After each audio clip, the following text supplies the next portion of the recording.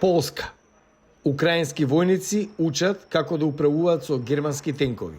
Војниците на НАТО ги обучуваат украинските војници како дел од програмата за воена помош финансирана од Европската унија. Украинските борци ги обучуваат инструктори од Британија, Канада и Полска. Можеме да работиме цел ден користејќи компјутери, па еден по еден ќе се обучуваат. Второ, штедиме гориво за резервоарите. Кога оператор ќе отиде во мисија, сигурни сме дека ќе избегне какви било грешки, бидејќи сите грешки ги направил на компјутерот. Обуката во овој полски центар за комбинирано оружје во близина на германската граница вклучува обука за тенковски симулатори, како и совладување на сите аспекти на возење, сервисирање и поправка на германските леопарди. И конечно, маневри со максимална брзина. И вежби со гагање на полигоните. Инструкторите велат дека кога украинските борци ја напуштаат Полска, тие се целосно подготвени да управуваат со тенкови за време на вистинска борба. Подготовлене войска.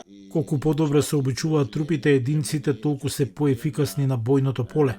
Гледаме дека Русија, иако се труди да ја организира офанзивата, нема време за доволно обука и ги гледаме нивните загуби. Украинските војници се обучуваат и во Литванија. Литванија е членка на НАТО и двете земји делат граница со рускиот сојузник Белорусија.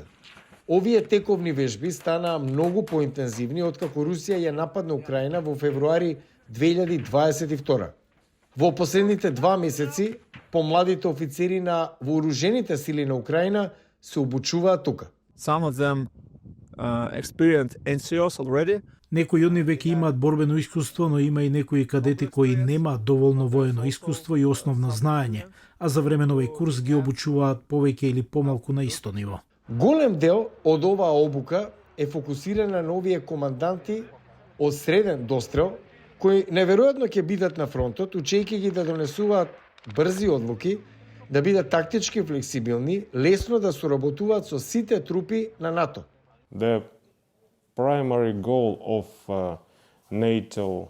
Примерната цел на армиите на НАТО како воена сила е стандардизација на сите нејзини гранки, така што да речеме една американска војска може да соработува со литванските трупи.